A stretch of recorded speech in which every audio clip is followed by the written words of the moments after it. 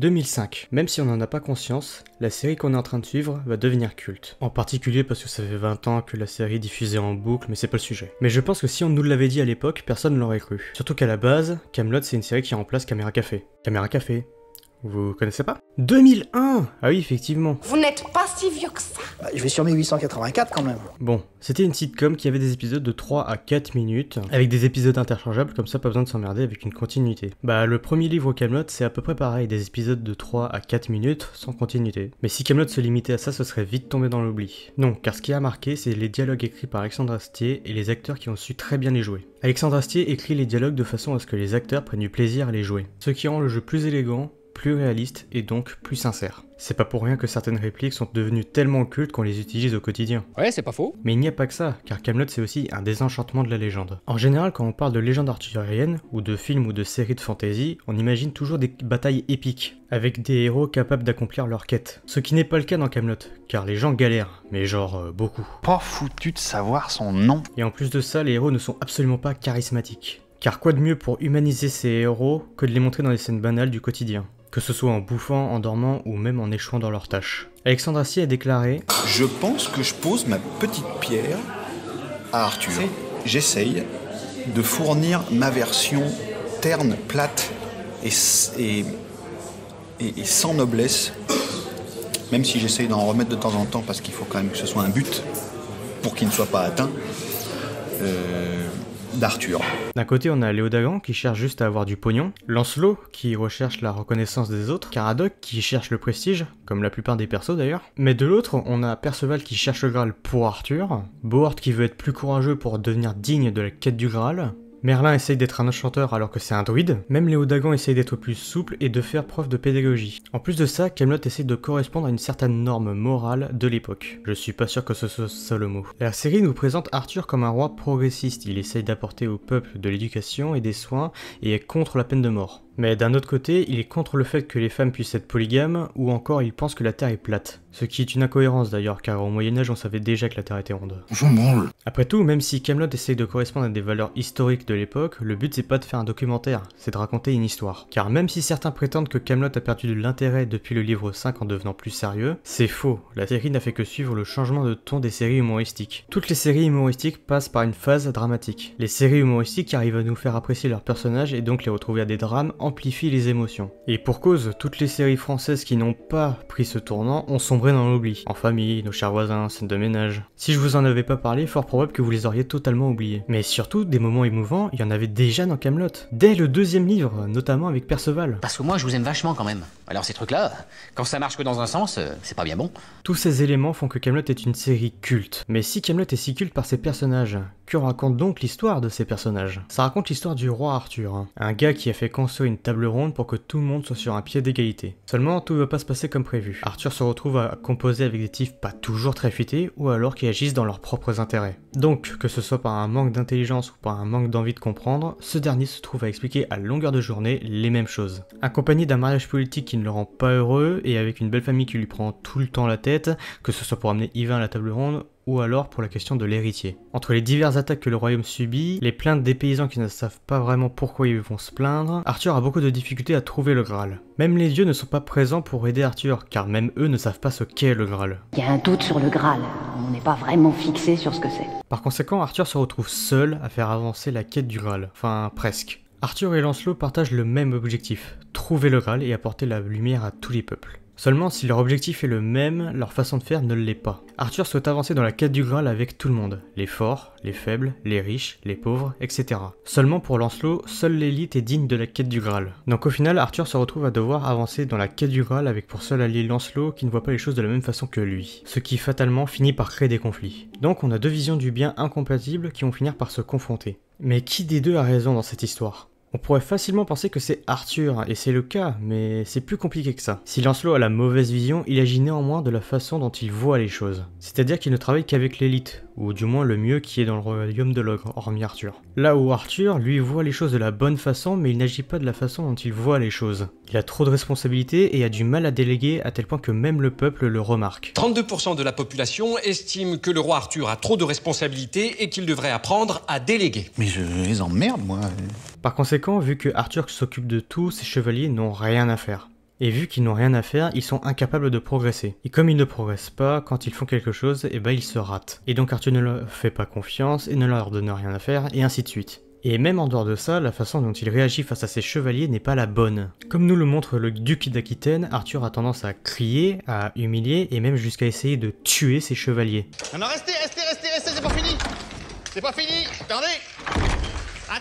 Même si on peut comprendre sa colère, on ne peut pas l'excuser. C'est pour cette raison que le duo Lancelot et Arthur est en constante opposition. Et en parlant de duo, il est temps de parler des relations dans Kaamelott. Car oui, ce qui rend les situations si cultes, c'est par les duos qui y sont associés. Là, quand je vous parle de duo, vous pensez sûrement à Perceval et Caradoc qui ont une amitié très forte, Arthur et Lancelot qui, même si on a objectif commun, sont en totale opposition, ou Yvain et Gauvin qui sont la nouvelle génération, etc.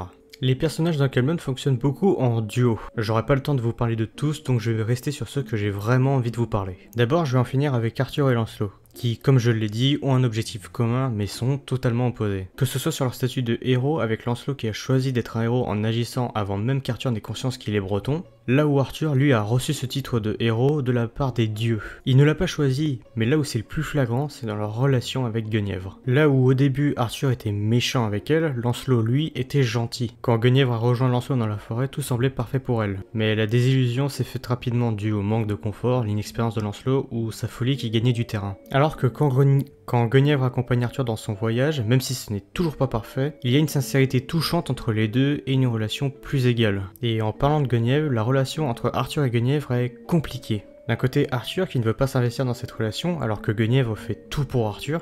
Les deux passent leur temps à se disputer, que ce soit par le manque de considération d'Arthur, l'incompréhension de Guenièvre ou l'absence d'héritier. Cette situation s'aggravera de plus en plus, jusqu'à la fin du livre 3 et la faute commise par Arthur. Guenièvre partira du château pour rejoindre Lancelot dans la forêt, à la recherche d'un bonheur potentiel. Là où Arthur est également satisfait, car jusqu'à maintenant, il a toujours vu Guenièvre comme un boulet. Seulement, les deux se rendent compte que cette situation ne peut pas durer. Guenièvre se rend compte que Lancelot n'est pas le beau prince charmant qu'elle s'imaginait, et Arthur, lui, a été ramené à la raison via les nombreux messages divins et par son entourage. Ainsi, Arthur a sauvé Guenièvre, et si on peut penser que c'est un retour en arrière, ce n'est pas le cas. Car dans la série, jamais autant Arthur et Guenièvre n'ont été plus soudés que dans le livre 5. Que ce soit face à Léodagan et Célie, ou dans la quête de descendance d'Arthur. Mais ça, on en reparlera plus tard. Merde, j'espère que vous avez une chute à tout ça, parce que l'intro est comaque. Attendez, c'est moi finir, je vais perdre le fil. Et évidemment, la relation Arthur et Perceval, qui se rapproche le plus d'une relation père-fils. Et ça, on le voit plusieurs fois dans la série. Que ce soit du côté d'Arthur, quand il lui autorise à manger seul à seul avec lui, ou quand il lui interdit de se sacrifier pour lui. Et du côté de Perceval, il y a bon nombre d'exemples dans la série, mais je pense que l'épisode 66 du livre 4,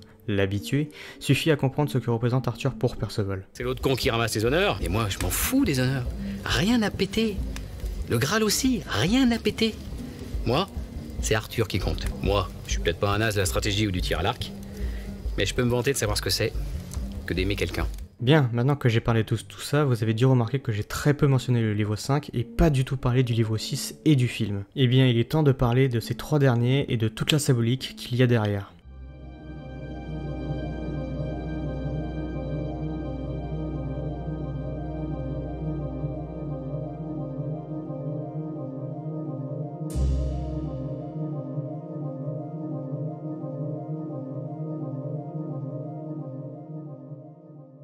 Le livre 5 commence quelques mois après le sauvetage de Guenièvre, et déjà on peut constater le changement de format. On passe d'épisodes de 3 minutes à des épisodes de 7 minutes. Et l'avantage que ça a, c'est que ça permet de s'attarder plus longtemps dans une scène et donc de raconter plus de choses. Et ça commence dès la réunion pour choisir du sort des traîtres. En aidant Lancelot, le roi Lot est devenu un traître, et donc Arthur a une bonne raison de le condamner à mort. Néanmoins, Arthur décide de renvoyer Lot chez lui, en attendant de prendre une décision. Il décide pour Gauvin, qui est le fils de Lot, de créer un clan autonome avec Yvain. Et là, on constate immédiatement le déclin d'Arthur. L'un des objectifs de la quête d'Arthur a toujours été de fédérer les clans autonomes. Et dès cet instant, Arthur propose de créer un clan, qui plus est à Yvain et Gauvin, les deux jeunes chevaliers qui, pourtant, représentaient la nouvelle génération. Donc, via ce choix, il abandonne les nouvelles générations qu'il a plus d'une fois essayé d'inspirer. Puis, dans la conversation, vient la question de Lancelot. Et si la situation à Kaamelott n'est pas très joyeuse, celle de Lancelot n'est pas vraiment mieux. Lancelot s'est retiré du monde, et il est en compagnie d'un homme aussi charismatique que dangereux.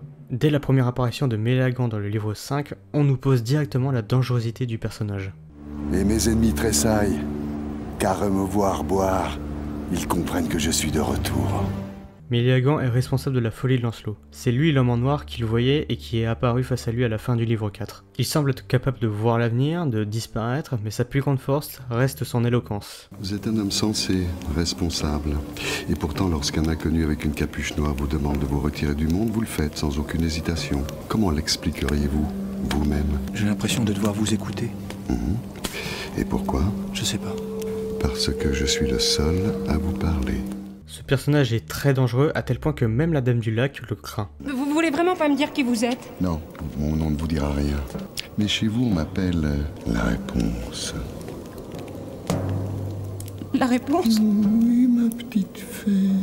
La réponse à votre pathétique désastre.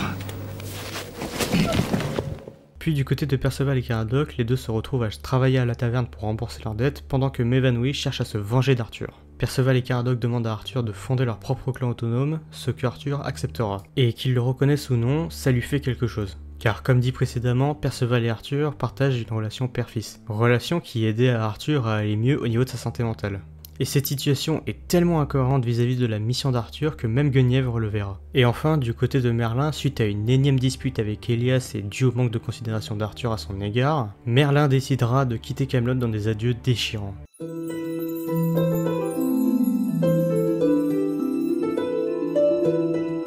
Bref, la situation du royaume n'a jamais été aussi mal et ça ne va pas s'arranger. Le peuple n'a plus confiance en Arthur, donc il va falloir faire un choix. Faire un héritier ou replanter l'épée.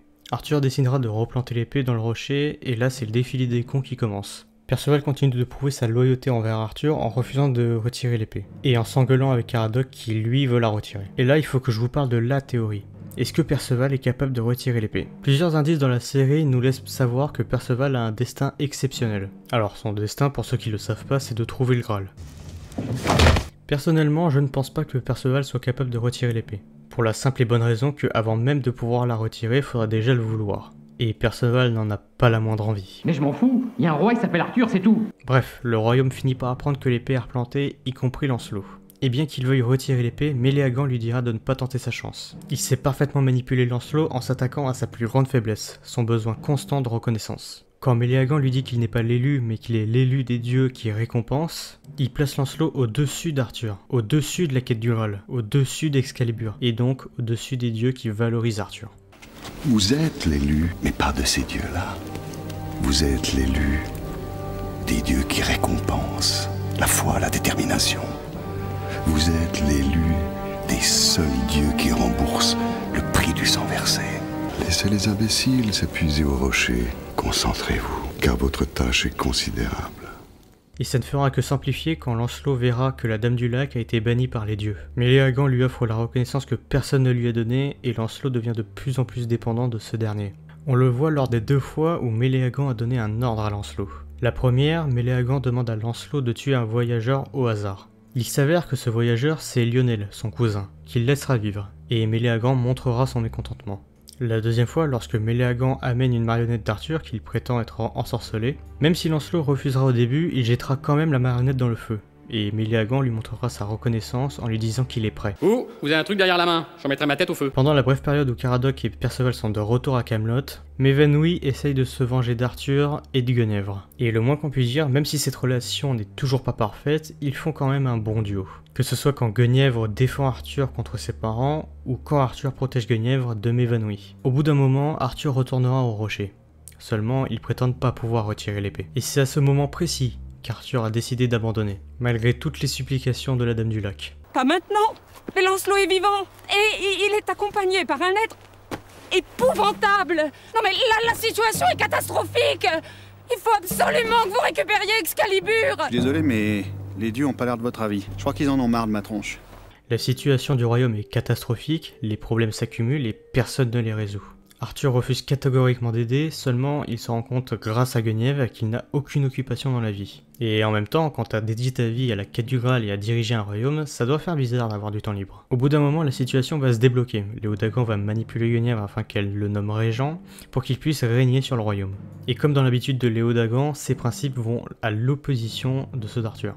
La table ronde était participative, maintenant elle est obligatoire. Il faut être chevalier pour être à la table ronde, maintenant n'importe qui peut y siéger. Oui, ça va un peu à l'encontre de l'esprit du machin, oui. De son côté, Lancelot part tuer Arthur malgré les réticences de Méléagant. Lancelot lui dit que Camelot est mal gardé. Il le sait car il a été ministre de la guerre pendant plusieurs années. Et Méléagant lui fait la remarque que par conséquent, c'est de sa faute si Camelot est si mal gardé. Je sais parfaitement où je mets les pieds. Dans une forteresse mal gardée et pénétrable à toute heure dont, je vous le rappelle, j'ai été moi-même ministre de la guerre pendant des années. Donc, c'est à vous qu'elle doit la désorganisation de ses forces. Et pour le coup, Méléagant a totalement raison. Oui, la plupart des personnes de Camelot sont incompétents, et c'est ce qui a causé le départ de Lancelot. Seulement, ce n'est pas de la faute des faibles s'ils ne comprennent pas. C'est de la faute des forts qui doivent trouver un moyen de faire comprendre quelque chose aux faibles. Et ça, on aura l'occasion de le voir dans le film Camelot, premier volet. Je vois que j'ai affaire à un professionnel. Lancelot finira par partir tuer Arthur. Mais suite à la nomination de Léodagan comme régent, la surveillance a fortement été augmentée. Et Lancelot finit par se prendre une flèche, tirée par Lionel, son cousin. Son cousin qu'il a refusé de tuer, ce qui fait que son échec est entièrement de sa faute. Il finit par être abordé par la Dame du Lac, qui lui rappelle la routine de guérison des plaies. La magie blanche, là pour rappeler que malgré sa chute, la part de bien de Lancelot existe toujours. Ce que lui reprochera Méléagant. Pire, Méléagant lui a pris toute la reconnaissance qu'il lui a donnée. Il le ramène dans l'état psychologique que Lancelot était avant qu'il n'essaie de mettre fin à ses jours. Seulement la différence, c'est que cette fois l'influence de Méléagant est beaucoup plus forte qu'avant. Lancelot ne souhaite plus que satisfaire Méléagant pour retrouver sa reconnaissance. Il hurle qu'il tuera Arthur, il hurle qu'il sera fier de lui. Il hurle pour qu'il ne l'abandonne pas. Vous n'avez pas le droit de me laisser. J'ai fait tout ce que vous m'avez demandé. Je vous promets de me rattraper. La prochaine fois, il n'y aura pas de flèche pour m'arrêter. J'utiliserai plus jamais la magie blanche. J'irai droit au but. Vous verrez. Vous reviendrez. Je vous offrirai la tête d'Arthur. Vous serez fiers de moi. Vous me féliciterez. Ne me laissez pas! De son côté, Arthur a enfin trouvé quelque chose à faire de sa vie. Grâce à Guenièvre, il sait ce qu'il veut. Trouver sa descendance. Ce qui est ironique quand on sait que c'est Guenièvre qui a toujours eu pour mission de concevoir un héritier. Par conséquent, Arthur et Guenièvre partent ensemble à la recherche des enfants d'Arthur. Et cette quête, elle est très importante. Que ce soit pour Guenièvre, qui apporte du réconfort à Arthur dans les moments de besoin, elle lui a même sauvé la vie de Lot et de sa demi-sœur Anna, et de l'autre côté, Arthur prend conscience de l'état de son royaume malgré tous ses efforts. La mortalité infantile a été réduite de moitié, mais elle reste très présente pour les personnes les plus démunies. Les conditions d'hygiène qui sont catastrophiques et l'heure de travail qui sont très importantes. Puis même ensemble, leurs relations continuent d'évoluer de façon très touchante. Leur voyage les amène directement à la taverne, qui est le quartier général de Perceval et Caradoc. Et encore une fois, c'est assez ironique que cette première destination soit la taverne, car la relation entre Perceval et Arthur est très similaire à celle d'un père et d'un fils. Mais ça n'ira pas plus loin. Arthur et Guenièvre continueront leur voyage à la recherche de Madène. Madène, c'est un personnage qui est apparu dans le premier livre et qui prétend être enceinte d'Arthur. Seulement, ce n'est pas le cas, et même si ça l'était, l'enfant n'a pas survécu. Et dès l'instant où cette désillusion est arrivée, Guenièvre était à ses côtés.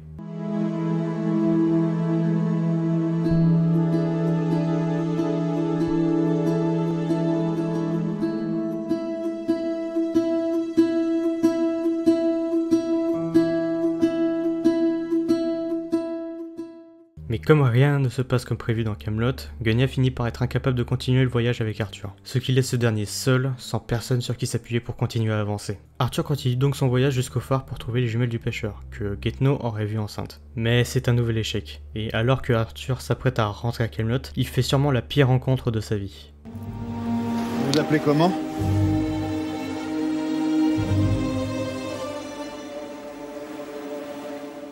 Arthur et Méléagant voyagent ensemble, et encore une fois, Arthur va être confronté aux conséquences de ses actes. En premier avec Anton, son père adoptif, celui qui l'a recueilli avant qu'il finisse en camp militaire romain. Anton nous a été décrit plusieurs fois dans la série comme étant un bon gars, et sa première apparition ne fait que confirmer qu'il en est un, quand il dit que n'importe quel clodo aurait une assiette devant lui à n'importe quelle heure. Mais plus la discussion continue, plus on aperçoit la face sombre d'Anton. Il se montre particulièrement odieux avec son fils biologique. Il le critique, il le rabaisse, et même si ça n'excuse pas son comportement, c'est compréhensif. Perdre son enfant est peut-être l'épreuve la plus difficile dans une vie, alors le perdre pour une raison qu'on ne comprend pas, c'est encore pire. Anton comprend que l'homme qui l'a recueilli est le petit garçon qui lui a été retiré. Et si Anton a changé, c'est aussi le cas d'Arthur. Si Anton n'est plus l'homme bon qu'il était, Arthur n'est plus le petit garçon qui n'arrêtait pas de parler. Désormais, les deux ne sont plus que des étrangers l'un pour l'autre. Arthur se met à partir et Anton nous laisse sur des mots déchirants. Arthur, qu'est-ce qu'on fait ? On picole, et on augmente les doses, mon petit. On accélère le processus. Et si cette scène est autant tragique, c'est que cette séparation est autant le fruit du hasard que du manque de considération d'Arthur envers les autres. Si Arthur ne pouvait pas revoir son père pendant qu'il était à Rome, il en avait largement la possibilité pendant qu'il était roi, ce que lui dira Méléagant. C'est ma faute à moi si vous semez des pères adoptifs dans tout le pays. Par la suite, Arthur finira par se retrouver dans un théâtre qui adaptera l'histoire du garçon qui criait au loup. L'histoire d'un garçon qui, pour se rendre intéressante, crie au village que le loup arrive, seulement c'est un mensonge. Le garçon recommence encore et encore jusqu'à ce que le jour arrive vraiment. Seulement cette fois, le village ne le croit plus. Tout comme Arthur qui a menti aux autres sur son échec à retirer Excalibur. Après ce mensonge, Arthur est-il toujours capable de retirer l'épée? Et si c'est le cas, le peuple le considérera-t-il toujours comme un roi? Une réponse qu'on trouvera dans le film Camelot. D'ailleurs, ce théâtre n'existe pas vraiment. C'est pas comme si l'épisode s'appelait Théâtre fantôme. Ouais, c'est pas faux. Puis vient la fameuse scène sous la tente de Prisca, où Méléagant fait dire à Prisca que Arthur est un fécond. Il y a une théorie sur cette scène, est-ce que c'est la vérité ou est-ce que c'est un mensonge? Personnellement, je pense que c'est un mensonge, ce n'est pas la première fois que Méléagant ment à quelqu'un pour arriver à ses fins. Même si on n'a aucune preuve réelle, la meilleure des preuves serait que Arthur est plus tard un enfant, ce qui n'est toujours pas le cas. Arthur finit par rentrer à Camelot, après que Méléagant lui fait ses adieux avec une phrase qui l'enfonce encore plus dans la dépression. Vous pouvez rentrer à Camelot, vous regarderez les gens, vous regarderez les choses, rien ne sera plus triste que vous. Et la complexité de la dépression d'Arthur, c'est que d'un côté, il est envahi par une profonde solitude, et de l'autre, il ne supporte pas l'imbécibilité des autres. Et c'est là que la phrase « rien ne sera plus triste que vous » prend tout son sens. Arthur ne peut pas être heureux. Dans la situation actuelle, il en est parfaitement incapable. Et si Arthur a échoué dans la quête du Graal et dans sa quête du bonheur, c'est peut-être que c'est la fin de son voyage. Arthur retourne à Camelot, et le moins qu'on puisse dire, c'est que les choses ont changé depuis le départ d'Arthur. Les choses ont pas mal changé, Guenièvre n'est plus la reine et Caradoc est au pouvoir. Et si jusqu'à maintenant les autres rois se sont contentés uniquement de jouer au chef, Arthur prouvera qu'il en est un, en reconnaissant immédiatement que la couronne est en réalité une chatte. Si dans Camelot on est habitué à l'absurde, que ce soit par la stupidité de certains événements, comme par exemple Léodagan qui fait construire une baliste trop grande dans l'enceinte de Camelot, ou injuste comme Arthur qui, après tous ses efforts, n'a toujours pas de descendance. Arthur est habitué au pouvoir, il est habitué à l'absurdité du monde, alors il ne lui a pas fallu longtemps pour reconnaître la jatte, car qui de mieux qu'Arthur pour savoir l'absurdité du pouvoir. Puis vient la dernière séance de la table ronde, qui est dirigée par Caradoc. Ce dernier reproche à ses chevaliers de rien foutre, ce qui est un peu du foutage de gueule, car Caradoc, pendant toutes ces années de chevalerie, n'a absolument rien foutu. Léodagan était le ministre d'Arthur, Bohort organisait les festivités, Perceval a accompli une quête et même Hervé de Rinel a accompli plus d'actes de chevalerie que Caradoc. Alors quand Caradoc critique ses chevaliers, Arthur est piqué par cette critique. Il se lance dans une description de tout ce qu'il a accompli pour la quête du Graal, tout en admettant avoir échoué. Pour le Graal, j'ai bâti une forteresse, moi. Camelot, ça s'appelle. J'ai été chercher des chevaliers dans tout le royaume. En Calédonie, en Carmélide, à Gaune, à Vannes, au Pays de Galles. J'ai fait construire une grande table pour que les chevaliers s'assoient ensemble. Je l'ai voulu ronde, pour qu'aucun d'entre eux ne se retrouve assis dans un angle ou en bout de table. C'était compliqué, alors j'ai essayé d'expliquer ce qu'était le Graal, pour que tout le monde comprenne. C'était difficile, alors j'ai essayé de rigoler pour que personne ne s'ennuie. J'ai raté, mais je veux pas qu'on dise que j'ai rien foutu. Parce que c'est pas vrai. Arthur prend un brin préparé par Guenièvre, et il prend enfin conscience que Guenièvre a toujours été là pour lui. Lancelot finit par arriver au château, déterminé à en finir avec Arthur. Guenièvre s'interposera, prouvant qu'elle était passée à autre chose, mais ça ne suffira pas à arrêter Lancelot. Puis ce sera au tour de Bohort de s'interposer, montrant que pendant l'absence d'Arthur, il a su s'améliorer, se montrant enfin digne de la quête du Graal. Mais ça ne sera toujours pas suffisant. Lancelot finira par entrer dans la salle de bain, et Lancelot, tout comme nous, découvrons que Arthur a essayé de mettre fin à ses jours.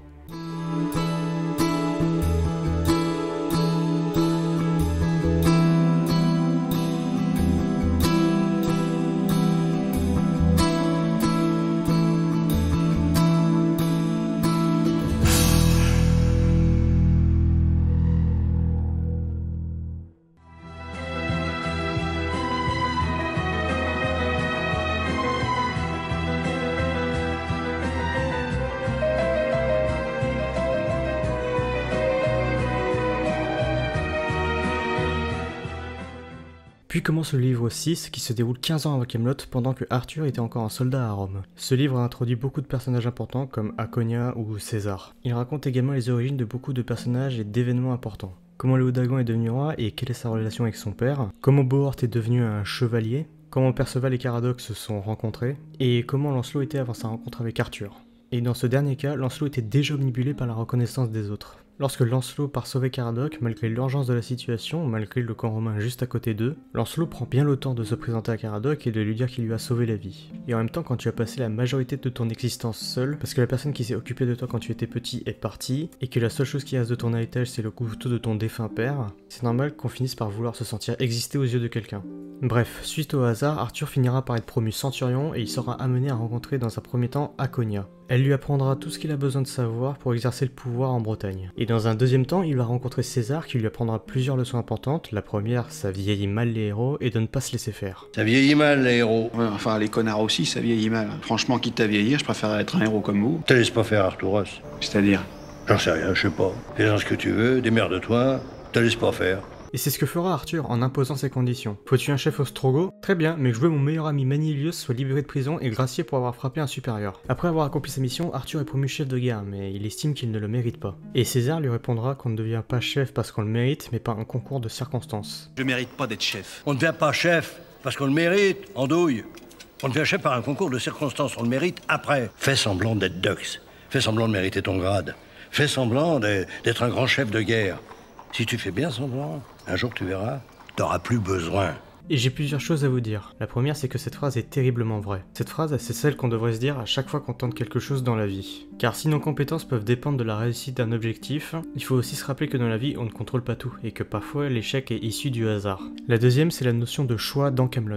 Le choix dans Camelot n'est que très rarement présent. Arthur n'a pas choisi d'être roi, Guenevere n'a pas choisi de se marier à Arthur, Aconia n'a pas choisi de finir seul, et Lancelot n'a pas choisi d'être abandonné par la Dame du Lac. Mais ce qui va définir les personnages, ce sont les rares fois où ils auront le choix. Les choix sont souvent résumés à deux options, faire ce que les personnages souhaitent ou faire ce qui est juste. Et dans Camelot, quand les personnages décident de faire ce qu'ils veulent, en général, ils sont punis pour ça. Quand Guenièvre a quitté la forêt avec Lancelot, quand Arthur décidera de ne pas sauver Guenièvre, ou quand Anna décide de tuer Arthur. Puis quand ils font ce qui est juste, en général, les personnages sont récompensés. Bohort voulait que Arthur remonte sur le trône, pourtant, même si ce n'est pas arrivé, ça l'a rendu plus courageux. Quand Arthur a accepté le clan autonome de Perceval et Caradoc, ça leur a permis d'apprendre des compétences de leadership et même de motiver des troupes, même si ça on le verra beaucoup plus dans le film Camelot. Et Arthur, juste après cette discussion avec César, utilisera sa position pour établir une forme de justice envers Papinius. Papinius, c'est un jeune soldat qui a des difficultés et qui se fait régulièrement persécuter par Glossia. Il utilisera sa position pour encourager Papinius et remettre à sa place Glossia. Combien tu peux faire de pompes?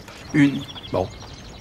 Fais-en deux. 2 fois plus de pompes que son maximum. Qui, comme moi, pense que Papinius a tout ce qu'il faut en lui pour devenir un grand soldat?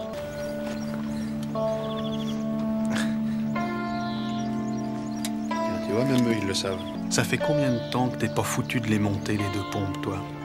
En bref, faire ce qui est juste. Par la suite, Arthur fera une demande en mariage à Aconia, et malgré que Aconia soit déjà mariée, les deux se marieront en secret. Seulement, Arthur a conscience que s'il veut que Léodagan rejoigne sa fédération, il devra épouser sa fille, Guenièvre. Par conséquent vient la fameuse promesse faite à Aconia, celle de ne jamais consommer son mariage. Des maîtresses, tu peux en avoir tant que tu veux, ça m'est égal. Mais s'il y a un mariage, je veux que tu me promettes de ne jamais le consommer. Et c'est cette promesse qui est responsable de la distance entre Arthur et Guenièvre et du coup de l'absence de l'héritier. Par la suite, Arthur ira voir César pour pouvoir partir en Bretagne, pour pouvoir accomplir sa quête, mais ce dernier refuse. César définira sa situation à Arthur, et se comportera comme un enfant capricieux. César n'est qu'un pantin de celui qui dirige réellement Rome, et il se rebellera car il en aura assez de sa situation. En ville, on dit que c'est vous qui tirez les ficelles. Si c'est moi qui tirais les ficelles, il y a longtemps que j'aurais réglé ton problème, Aconia. Le chef suprême de la première puissance mondiale, c'est celui qui tire les ficelles dans l'arrière-boutique. Moi, je suis juste un spectacle de marionnettes. Et si Arthur au début se montrera autoritaire avec César, il comprendra rapidement que ce n'est pas la bonne solution. César est l'image d'un héros déchu, dont la gloire passée ne semble être qu'un lointain souvenir. Par conséquent, Arthur va agir de façon à rendre sa dignité à César.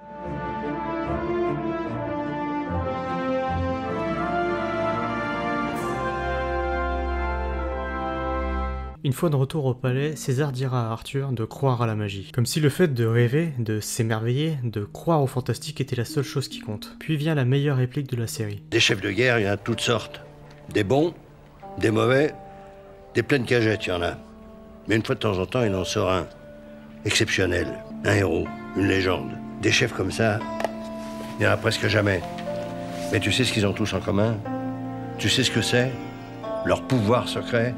Ils ne se battent que pour la dignité des faibles. Arthur comprend que être un héros, c'est se battre pour la dignité des faibles. Mais s'il faut se battre pour la dignité des faibles, alors ceux qui la menacent deviennent les ennemis. Arthur ira en Bretagne avec Manilius. Il rencontrera Maclinius, qui est le général de guerre chargé de la partie romaine de la Bretagne. Et via cette rencontre, Arthur prend conscience de ce qu'il risque de devenir en restant en Bretagne. Arthur continue son périple. Il retire Excalibur du rocher, il commence le recrutement de ses chevaliers, il rencontre son peuple, les rois des régions de la Bretagne, et également Guenièvre. Le mariage se déroule, puis le moment de faire son rapport à Sallustius approche. Sallustius, c'est le sénateur romain qui a fait en sorte que Arthur gagne en grade. C'est grâce à lui qu'il a pu rencontrer César et Aconia, et qui a sauvé Manilius de Glossia. Sallustius prétend recevoir ses ordres directement de César, sauf que, comme dit plus tôt, à Rome, c'est celui qui tire les ficelles dans l'arrière-boutique qui est le chef. Par conséquent, si Sallustius est le chef de Rome, c'est Sallustius qui est responsable du déclin de César, et c'est donc lui qui s'en prend à la dignité des faibles. Et c'est en usant de stratégie et de ruse, et en composant avec son peuple, que Arthur arrivera à se débarrasser des Romains. Malheureusement, tout n'est pas parfait pour autant.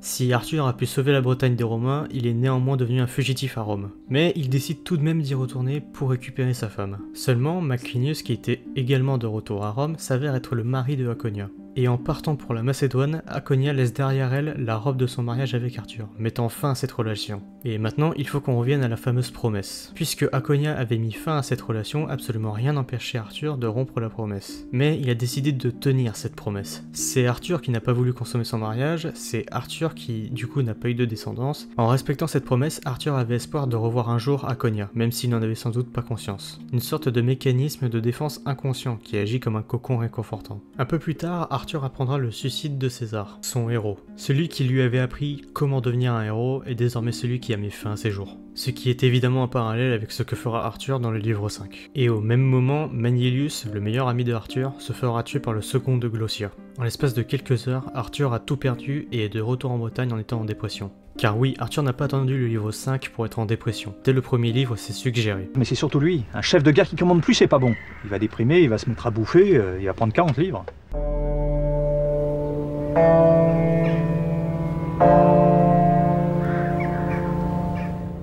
De retour dans le présent, Arthur a survécu à sa tentative de suicide grâce à Lancelot qui pourtant était venu le tuer. Ça fait 1 an que Arthur est au lit, ça fait 1 an que Merlin essaye de le soigner, mais le problème ce n'est pas Merlin, c'est Arthur. Arthur a perdu l'espoir, il a perdu l'envie de se battre, il a perdu l'envie de vivre. Et je dois dire que ça fait du bien de voir un héros qui désespère. Ça le rend plus humain et on s'y attache plus, mais ça nous rappelle surtout que les héros ne sont pas des êtres divins qui n'ont aucun doute, aucun défaut et qui ne désespèrent jamais. Ce sont des êtres humains avec leurs défauts et leurs limites. Et il suffit de voir la conversation avec le père Blaise qui rédige les mémoires de Arthur. Seulement, Arthur se pose la question si sa tentative de suicide mérite vraiment d'être racontée.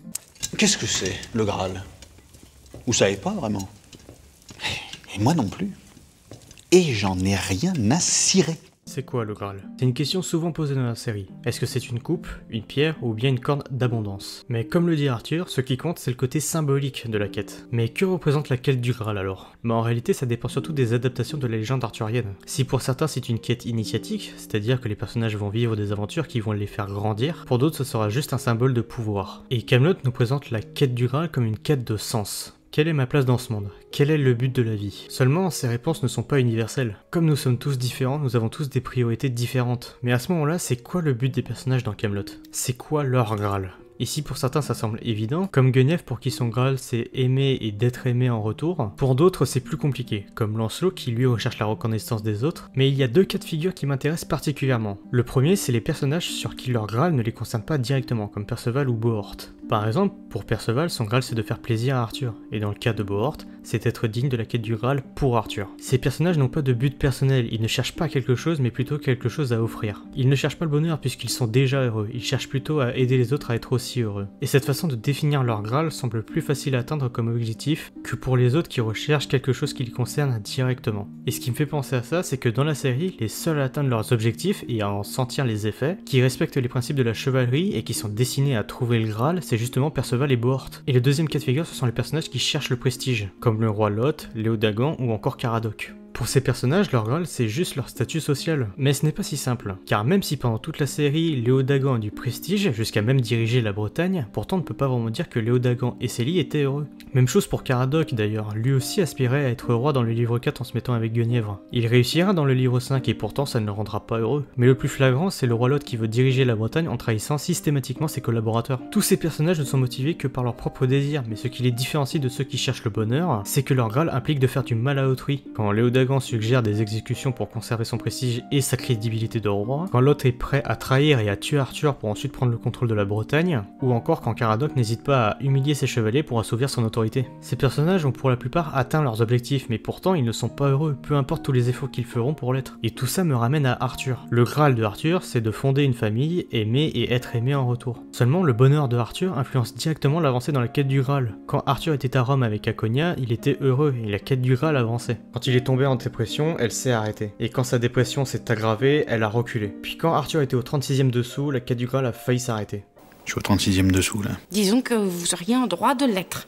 Bref, l'entourage de Arthur se rendra à son lit pour faire les obsèques. Caradoc rendra le pouvoir à Arthur que ce dernier donnera à Lancelot, en essayant de lui apprendre la leçon qu'il a lui-même appris. Arthur parlera à Guenièvre. Il lui demandera de lire ses mémoires en lui disant que tout devrait la concerner, la considérant enfin comme la personne la plus importante de sa vie. Puis enfin, Perceval. Arthur parlera à Perceval d'un rêve qu'il a effectué avant qu'il arrive. Un rêve dans lequel la baignoire où il a essayé de se tuer serait le Graal. Beaucoup de personnes ont une interprétation différente du rêve d'Arthur. Je vais vous dire la mienne, mais n'hésitez pas à dire la vôtre en commentaire. Le rêve d'Arthur semble être une réponse à la quête du Graal. Arthur a passé sa vie à chercher deux choses, le Graal et le bonheur. Seulement, tout comme il a échoué dans la quête du Graal, Arthur échouera aussi dans sa quête du bonheur. Et si la baignoire est le Graal, alors tout ce que Arthur a cherché toutes ces années était en réalité sous ses yeux depuis le début. Arthur cherche le Graal alors qu'il se baigne régulièrement dedans. Arthur cherche une personne avec qui partager sa vie alors que s'il avait ouvert son cœur, il aurait eu ce bonheur avec Guenièvre. Arthur cherche sa descendance alors qu'il a Perceval avec qui il a toujours partagé ce lien père-fils. D'ailleurs, le fait que la tentative de suicide de Arthur soit causée par son absence de descendance et le fait qu'il parle de son rêve à Perceval a probablement un lien.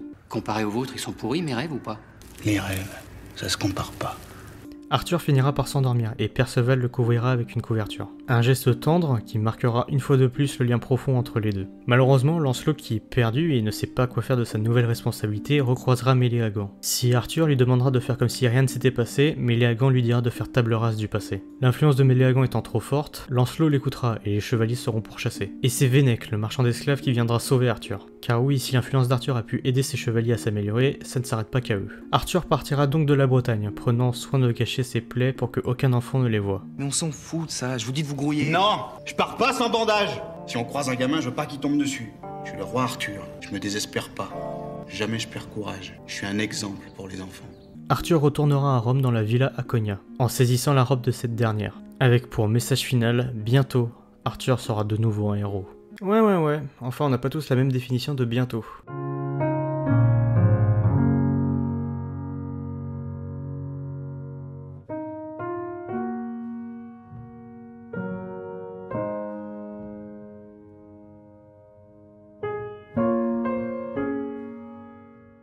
« 12 ans, c'est le temps qu'il s'est passé entre la fin de la série et Camelot premier volet. 10 ans, c'est le temps qui s'est écoulé entre le départ d'Arthur et son retour en Bretagne. Mais qu'est-ce qu'il s'est passé pendant tout ce temps ? En 8 lignes, la situation nous est exposée. Ça fait 10 ans que Lancelot est au pouvoir et qu'il est un tyran. Ça fait 10 ans qu'il engage des mercenaires saxons pour retrouver Arthur. Seulement, au bout de 10 ans, les caisses sont vides. C'est donc ainsi que Horsa, le chef des mercenaires, demande comme paiement l'île de Thanet. Seulement, il ne faut sous aucun prétexte morceler le royaume de l'ogre. Pourtant, Horsa a parfaitement saisi la situation. Il sait parfaitement manipuler Lancelot et c'est ainsi que le royaume de l'ogre est morcelé et que la colère des dieux s'est déclenchée. En commençant par ramener Arthur en Bretagne et de son côté, ça ne va pas mieux. Ça fait 8 ou 9 ans que Arthur s'est séparé de Vénèque et qu'il vit comme esclave. Il se fera prendre en chasse, il arrivera à se débarrasser de son poursuivant sans le tuer, mais il sera malgré tout ramené au royaume de l'ogre. Ce même royaume qui a été démilitarisé par Lancelot. Plus personne ne possède d'armes, plus personne n'est capable de se défendre et encore moins s'en prendre à Lancelot. Car oui, si Lancelot a toujours eu pour but d'apporter la lumière à tous les peuples, il fait quand même en sorte que personne d'autre ne lui prenne sa place de héros. Par conséquent, le royaume est plongé dans le désespoir sans la moindre possibilité de se défendre. À tel point que même Léodagan a perdu espoir. Mais celle qui en a le plus souffert, c'est Guenièvre. Demandez-moi ce que vous voulez. Laissez-moi partir. Ça fait 10 ans que Guenièvre est enfermé dans une tour avec pour seule compagnie sa servante. Et c'est une triste ironie car Lancelot, qui du temps d'Arthur était peut-être la seule compagnie qu'elle avait, se retrouve être aujourd'hui celui qui est responsable de sa solitude. Et en parlant d'Arthur, ce dernier est de retour en Bretagne, libéré de sa cage grâce au duc d'Aquitaine. Et c'est en même temps que le duc qu'on comprend que Arthur n'a aucune envie de remonter sur le trône. Je préfère encore me taper la route d'ici jusqu'à Alexandrie dans la cage de l'autre con plutôt que de remettre un pied sur l'île de Bretagne. Et ça peut sembler étrange de voir Arthur réagir de cette façon, surtout avec le message de fin de la série. Mais selon moi c'est assez cohérent. Comme dans le livre 6, Arthur se laisse guider par les événements sans en avoir le contrôle. Il utilisera sa position ainsi que ses compétences pour commencer à interagir avec les événements, jusqu'à à la fin provoquer les événements. On ne sait pas grand chose sur ce qui s'est passé pendant les 10 ans du côté d'Arthur. Donc affirmer que ce serait incohérent, c'est un peu facile. Au lieu de se dire pourquoi ça n'a pas de sens, il faudrait plutôt se dire pourquoi ça a du sens. Arthur aurait très bien pu essayer de lutter contre sa dépression et échouer. On en saura peut-être plus dans les prochains films. Tout ce qui compte actuellement, c'est de voir que Arthur redevient un héros. Puis grâce au duc, Arthur finit par entendre parler de la résistance. Et une résistance menée par Perceval et Caradoc. Et ça, je dois admettre que... ça me fait plaisir. Parce que Perceval et Caradoc sont ceux qui ont le plus agacé Lancelot du temps d'Arthur. Il les traite comme des imbéciles. Donc voir ces deux-là être ceux qui luttent depuis 10 ans face à Lancelot, ça fait sens. Surtout pour Lancelot qui glorifie l'élite et qui méprise les faibles. Comme pour montrer que peu importe à quel point tu es fort, il y aura toujours des faibles prêts à résister et prêts à se battre pour faire ce qui est juste. Surtout que Perceval et Caradoc ne sont pas si faibles que ça. Alors on n'est pas face à des génies non plus, mais ils ont quand même progressé. Désormais ils savent motiver les troupes, garder espoir et même se rendre utiles pendant les batailles. Après la résistance ne se limite pas qu'à eux deux, mais on en reparlera plus tard. Pour l'instant, Arthur constate l'état de son royaume depuis son départ. Le peuple qui souffle, en particulier des taxes trop élevées, ce qui permet de constater que Lancelot ne recherche plus la reconnaissance des autres, ou du moins plus celle du peuple. Lancelot est encore obsédé de devoir tuer Arthur à cause de l'influence de Méléagant. Et même si tout ça, Arthur en a rien à cirer, le duc arrive quand même à faire tiquer Arthur pour la première fois. Et vous saviez que Lancelot, il condamnait des enfants à mort?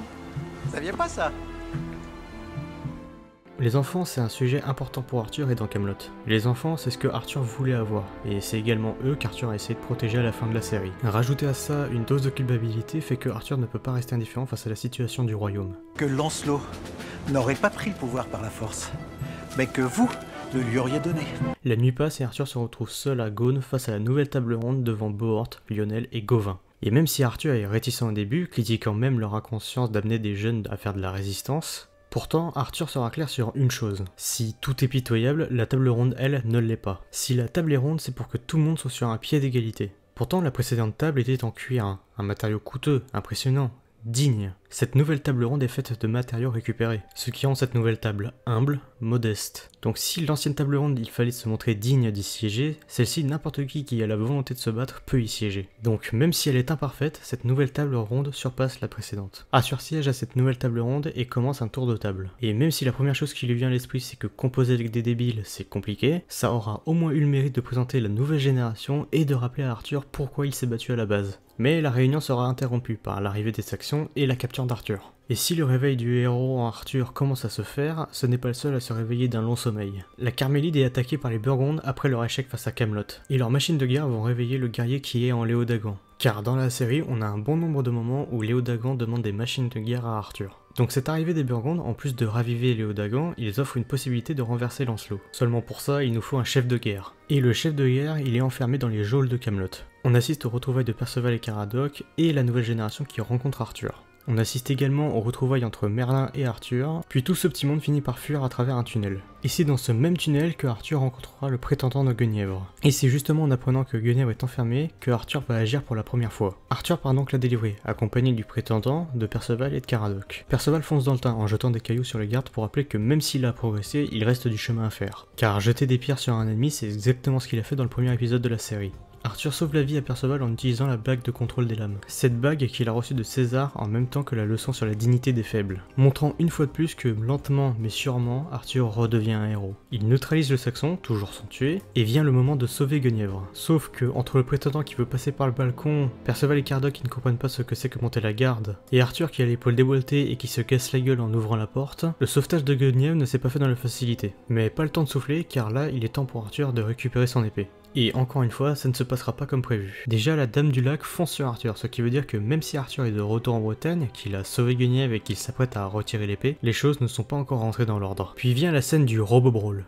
qui est complètement absurde comme on a l'habitude dans Camelot. Entre le fait que la scène existe pour que Arthur accède à l'épée alors que personne ne peut la retirer, le fait que Perceval prétend que son frère est nul à ce jeu alors que les deux sont dans le public, et le fait qu'il faut mettre les coups de genoux dans les burnes d'un mec pour gagner la partie. Ça compte comme une faute. On a gagné.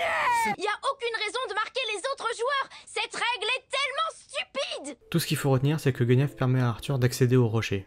Arthur retirera l'épée à contre-cœur, car si après 10 ans personne n'a pu la retirer, ça veut dire que seulement lui peut la retirer. Seulement, encore une fois, tout ne se passe pas comme prévu. Si l'épée flamboie, c'est pour représenter la destinée, l'héroïsme. Et si pendant un temps l'épée a émis des flammes, ça ne durera pas. Ce qui peut signifier plusieurs choses, soit que les dieux n'en cherchent plus un héros, ou alors que même si Arthur a pu retirer l'épée, il n'est toujours pas redevenu un héros. Mais c'est pas vrai! Tout le monde finit par se retrouver en Carmélide après 10 ans de séparation. Et cette scène est assez importante pour Arthur, car premièrement ça lui permet de rattraper l'histoire qu'on a nous-mêmes suivie, et ça lui permet également de constater à quel point il a marqué ses chevaliers. Et même si Perceval et Caradoc sont dans le faux, Guenièvre est là pour apporter de la nuance. Les Burgondes offrent la possibilité de renverser Lancelot, il faut la saisir. Arthur remarque que les Burgondes arrivent à se coordonner avec de la musique. Alors, même si c'est juste un moyen pour Alexandre Astier d'intégrer sa passion au film, ça raconte quand même quelque chose, mais c'est pas pour tout de suite. Pour l'instant, on va suivre les retrouvailles entre Arthur et Guenièvre. Quand Guenièvre sort de la tente, Arthur la suit. Quand il apprend qu'elle veut retourner à la tour pour récupérer une couronne de fleurs, ça l'agace. Pourtant, il la suit. Cette couronne de fleurs, c'est celle d'Arthur. Un symbole que Guenièvre va garder pour qu'il ne lui arrive jamais rien. Et qu'on y croit ou pas, Arthur est toujours en vie et en bonne santé. Et il ne peut pas se permettre de la juger vu comment il a réagi face à la perte de son alliance avec Akonia. Donc les deux retournent à la tour. Et cette fois, Arthur décide de monter par le balcon pour offrir à Guenièvre une scène de conte de fées. En grimpant par les lianes, Arthur décide de se mettre en difficulté pour faire plaisir à Guenièvre. Il galère en montant. Il a peur de tomber, il est essoufflé en arrivant au sommet, et il replace ses vêtements pour être présentable. Et si j'aime autant cette scène, c'est parce qu'il est sincère dans ses émotions sans pour autant trahir le reste du film. Pour une fois, les personnages ont enfin le droit à un moment de bonheur sans que le cynisme du monde vienne gâcher le tableau. C'est mortel! Quand la bataille commence, on pourrait penser que ça va mal se passer, car après tout, dans Camelot, les batailles qui se passent mal, c'est habituel. Seulement, cette fois-ci c'est différent. Déjà, Arthur a appris à déléguer. Cette fois, tout le monde participe à la bataille, même si tout le monde n'est pas sur le front. Et cette fois, Arthur a compris comment apprendre aux faibles à se battre. La musique permet d'apprendre. Je suis sûr que bon nombre d'entre vous ont appris l'alphabet ou à compter avec des comptines pour enfants. La musique, c'est un moyen de capter l'attention des gens. Et avant même de chercher à apprendre quelque chose, il faut déjà être capable de capter l'intérêt de ceux à qui on doit apprendre. Ce qui serait pertinent, car c'est même pas la première fois que dans Camelot nous présente des comptines pour enfants. Oui, à la volette, c'est une comptine pour enfants à la base. Petit oiseau a pris ça voler, a pris ça à la volette, a pris ça à la volette, a pris ça voler. Ah bah comme ça passe! Quand la musique commence, les Burgondes arrivent enfin à se coordonner ensemble. Quand la destruction de Camelot commence, Arthur disparaît pour se retrouver devant Lancelot et la bande de renégats. Préférez trou du cul? Si les autres n'ont pas changé, c'est également le cas d'Arthur, qui laisse encore s'enfuir les traîtres. Lancelot sait que Arthur est incapable d'être un vengeur. Pourtant, ce que Lancelot n'a pas compris, c'est que désormais, il est seul contre tous. Quand Lancelot comprendra qu'il est seul, il essaiera de décrédibiliser Arthur. Seulement, ce sera un échec. On ne sait pas si Arthur est à nouveau un héros, puisque ce n'est pas un héros que les dieux veulent, mais un vengeur contre celui qui a morcelé le royaume de l'ogre. La foudre, c'est la colère divine, point! La colère de Dieu va s'abattre. L'affrontement commence, mais il sera vite conclu, car le sujet, c'est sa conclusion. Si Lancelot avait globalement tort, il a néanmoins raison sur un point. Arthur est incapable de tuer. Car après tout, si la solution à la violence, c'est la violence, alors c'est que ce n'est peut-être pas la bonne solution. Lancelot s'enfuira en riant, montrant que sa folie est toujours présente. Et personnellement, cette dualité entre Lancelot et Arthur dans le film, j'y vois deux interprétations possibles. La première me rappelle une autre dualité de la fiction, Batman et le Joker. Si Batman et le Joker se battent encore et encore, c'est parce que aucun des deux ne veut tuer l'autre. Dans le cas de Batman, c'est parce qu'il ne veut pas être un meurtrier, et dans le cas du Joker, c'est parce que ça donne du sens à sa vie. Et pour Arthur et Lancelot, c'est exactement la même chose. Arthur ne veut pas tuer Lancelot, car il ne veut pas tuer son ami. Et Lancelot ne veut pas tuer Arthur, car sinon sa vie n'aurait plus de sens. Et si sa vie n'a plus de sens, Lancelot retournera au moment où il a failli mettre fin à ses jours. Et le Joker, tout comme Lancelot, va confronter son ennemi autant physiquement que psychologiquement. Si le Joker va confronter Batman sur sa morale et son code d'honneur, Lancelot lui va confronter Arthur sur son rôle de vengeur, sur ses valeurs et sur sa crédibilité. Pardon, mais vous n'êtes pas très crédible dans le rôle du vengeur inflexible. Oh, Enden, tu t'imposes tant de règles, et tu crois qu'elles vont te sauver? Puis vous devriez réexpliquer vos plans de bataille à vos amis Burgondes. Ils n'ont tellement rien compris qu'ils sont en train de détruire votre forteresse. Le seul moyen de survivre dans ce monde est d'oublier les règles.